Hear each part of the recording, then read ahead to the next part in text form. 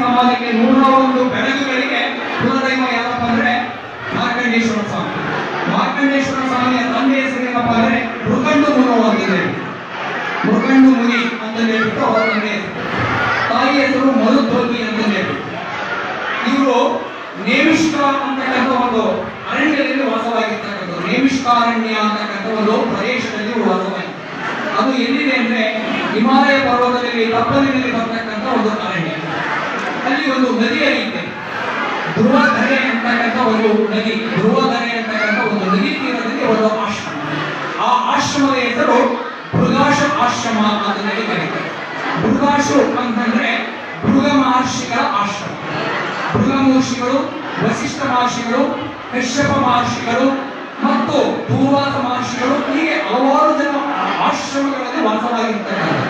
ಅವರಲ್ಲಿ ಹೆಚ್ಚು ಪ್ರಭಾವಿತರಾಗಿರ್ತಕ್ಕಂಥವ್ರು ಯಾರಪ್ಪ ಅಂದ್ರೆ ಭೃಗೇಶ ಮಹರ್ಷಿಗಳು.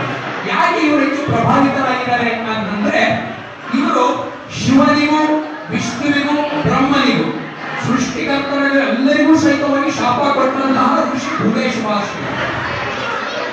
ಭೃಗೇಶ ಮಹರ್ಷಿಗಳು ಶಿವನಿಗೆ ಶಾಪ ಕೊಡ್ತಾರೆ ಅಂತಂದ್ರೆ ಭೂಲೋಕಕ್ಕೆ ಬಂದಾಗ ಭೂಲೋಕದಲ್ಲಿ ಅವಸ್ಥೆ ಸರಿ ಇರಲ್ಲ, ಸಮಸ್ಯೆಗಳ ಉದ್ಭವ ಇಲ್ಲಿ ಕಾರಣ ಆಗಿರುತ್ತೆ. ಈ ಸಮಸ್ಯೆಗಳನ್ನ ಪರಿಹರಿಸೋಣ ಅಂತ ಹೇಳ್ಬಿಟ್ಟು ಭೃಗೇಶ ಮಹರ್ಷಿಗಳು ಶಿವನ ಹತ್ತಿರ ಹೋಗ್ತಾರೆ. ಶಿವನ ಹತ್ತಿರ ಹೋದಾಗ ಶಿವ ತನ್ನ ಪಾರ್ವತಿಯ ಜೊತೆಗೆ ಅವರು ಭರತನಾಟ್ಯ ಆಗ್ತಾ ಇರ್ತಾರೆ. ಇವರು ಬಂದಿರೋದನ್ನ ಅವರು ನೋಡೋದೇ ಇಲ್ಲ. ನಾನು ಬಂದಿದ್ದೀನಿ, ಬಾಟಲ್ಲಿ ನಿಂತ್ಕೊಂಡಿದ್ದೀನಿ ಅನ್ನೋ ಜ್ಞಾನನೇ ಇವರು ಇಲ್ವಲ್ಲ ಅಂತ ಹೇಳ್ಬಿಟ್ಟು ಅವ್ರೇನ್ ಮಾಡ್ತಾರೆ, ಶಿವನಿಗೆ ಶಾಪ ಕೊಡ್ತಾರೆ. ಏನಂತ ಶಾಪ ಕೊಡ್ತಾರೆ, ಭೂಲೋಕದಲ್ಲಿ ನಿನ್ನನ್ನು ಗುಂಡುಕಲ್ಲಿನ ಒಪ್ಪಾಗಿಯಲ್ಲಿ ಪೂಜೆ ಮಾಡಲಿ ಅಂತ ಹೇಳ್ತಾರೆ.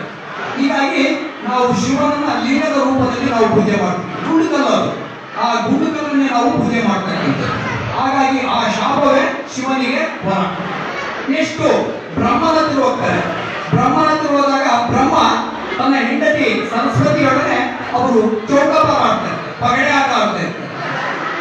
ಆಗ ಭೃಗೇಶ ಮಹರ್ಷಿಗಳಿಗೆ ಮತ್ತೆ ಸಿಟ್ಟು ಬರುತ್ತೆ. ಇವರು ಸಹಿತವಾಗಿ ನನ್ನ ಜೊತೆ ಹೆಂಡತಿ ಜೊತೆ ಚಕ್ಕಂದ ಆಗ್ತಾ ಇದ್ದಾರಲ್ಲ ಅಂತ ಹೇಳ್ಬಿಟ್ಟು ಅವರಿಗೂ ಶಾಪ ಕೊಡ್ತಾರೆ.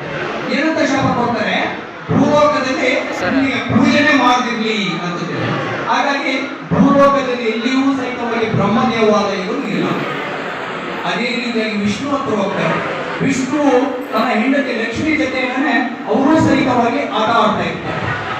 ಇಂತಹ ಒಂದು ಸಂದರ್ಭದಲ್ಲಿ ಆಟ ಆಡ್ತಕ್ಕಂಥ ಸಂದರ್ಭದಲ್ಲಿ ನೋಡ್ತಾರೆ. ನೋಡಿದ ತಕ್ಷಣನೇ ವಿಷ್ಣುವಿಗೆ ಗೊತ್ತಾಗುತ್ತೆ ಭೃಗೇಶ ಮಹರ್ಷಿಗಳು ಬಂದಿದ್ದಾರೆ ಅನ್ನೋದು ಗೊತ್ತಾದ ತಕ್ಷಣ ಓಡಿ ಹೋಗಿ ಅವರು ಕಾಲಿ ಬೀಳ್ತಾರೆ. ಕಾಲಿ ಬಿದ್ದ ತಕ್ಷಣನೇ ನಿನ್ನಲ್ಲಿ ಸಹನೆ ಗುಣ ಇದೆ, ನಿನ್ನನ್ನ ದಶಾವತಾರಗಳಲ್ಲಿ ಪೂಜೆ ಮಾಡಿ ಅಂತ ಹೇಳಿಬಿಟ್ಟು ವಿಷ್ಣುವಿಗೆ ಶಾಪ ಕೊಡ್ತಾರೆ.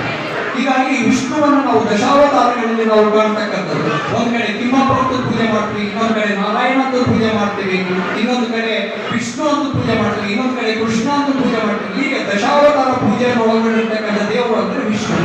ಈ ರೀತಿಯಾಗಿ ಶಾಪಗ್ರಸ್ತರಾಗಿರ್ತಕ್ಕಂಥ ಭೃಗೇಶ ಮಹರ್ಷಿಗಳು ಶಾಪ ಕೊಟ್ಟಿರ್ತಕ್ಕಂಥ ಅವ್ರನ್ನೇ ಈ ಲೋಕವನ್ನು ನೀವು ಸಂತೈಸಬೇಕು ಅಂತ ಹೇಳ್ತಕ್ಕಂಥದ್ದು.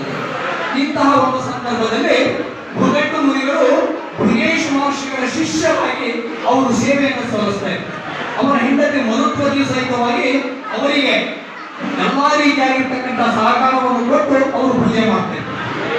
ಒಂದು ದಿವಸ ನಾರದ ಮಹರ್ಷಿಗಳು ಅವರು ದೇವಲೋಕದಿಂದ ಆ ಒಂದು ಆಶ್ರಮಕ್ಕೆ ಬರ್ತಾರೆ.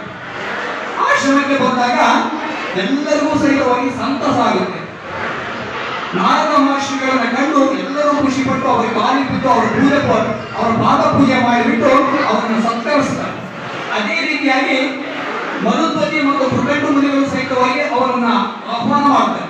ತಮ್ಮ ಮನೆಗೆ ಬರ್ರಿ, ತಮ್ಮ ಆತಿಥ್ಯವನ್ನು ಸ್ವೀಕಾರ ಮಾಡಿ ಅಂತ ಹೇಳ್ತಾರೆ.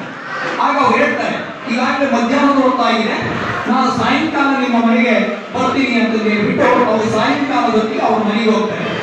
ಹೋದಾಗ ನಾರದ ಮಹರ್ಷಿ ದೇವವಾಣಿ ನುಡಿಯುತ್ತೆ. ಏನಂತ, ಅವರ ಮನೆಯಲ್ಲಿ ನೀವು ಆತಿಥ್ಯವನ್ನು ಸ್ವೀಕಾರ ಮಾಡಬಾರದು ಅಂತಂದು ಹೇಳುತ್ತೆ. ದೇವವಾಣಿನೇ ಹೇಳುತ್ತೆ. ಆಗ ಅವರು ಅಲ್ಲಿ ಹೋದ ತಕ್ಷಣ ನೋಡ್ತಾರೆ, ಅವರ ಮನೆಯೆಲ್ಲ ನೋಡ್ತಾರೆ. ನೋಡಿದಾಗ ಆ ಮನೆಯಲ್ಲಿ ಮಕ್ಕಳಿರಲ್ಲ, ಆದರೆ ಆತಿಥ್ಯವನ್ನು ಸ್ವೀಕಾರ ಮಾಡಲ್ಲ. ಯಾಕೆ ನಮ್ಮ ಆತಿಥ್ಯವನ್ನು ನೀವು ಸ್ವೀಕಾರ ಮಾಡ್ತಾ ಇರಲ್ಲ, ಏನಾಯ್ತು, ನಮ್ಗೆ ಏನಾದರೂ ತಪ್ಪಾಗಿದೆಯಾ ಅಂತ ಕೇಳ್ಕೊಳ್ತಾರೆ. ಇಲ್ಲ, ನಿಮ್ಗೆ ಏನು ತಪ್ಪಾಗಿಲ್ಲ, ನಮ್ಮದೊಂದು ನಿಯಮವಿದೆ, ಆ ನಿಯಮವನ್ನು ನಾವು ಪಾಲನೆ ಮಾಡಬೇಕಾಗಿದೆ ಅಂತ. ಆ ನಿಯಮ ಯಾವುದು ಅಂತ ಹೇಳಿ ಕೇಳಿದಾಗ ಹೇಳ್ತಾರೆ, ನಿಮ್ಮ ಮನೆಯಲ್ಲಿ ಮಕ್ಕಳಿಲ್ಲ, ಹಾಗಾಗಿ ನಾವು ನಿಮ್ಮ ಆತಿಥ್ಯವನ್ನು ಸ್ವೀಕಾರ ಮಾಡಲ್ಲ ಅಂತಂದು ಹೇಳ್ತಾರೆ. ಆಗ ಮೃಗಂಡು ಮನೆಯ ಹೆಂಡತಿ ಆಗಿರ್ತಕ್ಕಂಥ ಮಧುತೂತಿ ಹೇಳುತ್ತೆ, ಸ್ವಾಮಿ ನೀವು ಆತಿಥ್ಯವನ್ನು ಸ್ವೀಕಾರ ಮಾಡಿದ್ರು ಅಷ್ಟೇ ಹೋಯ್ತು, ಫಲಹಾರವನ್ನಾದರೂ ಸ್ವೀಕಾರ ಮಾಡಿ, ಹಣ್ಣು ಹಂಪಲಗಳನ್ನು ಸ್ವೀಕಾರ ಮಾಡಿ ಅಂತಂದೇ ಹೇಳ್ತಾರೆ.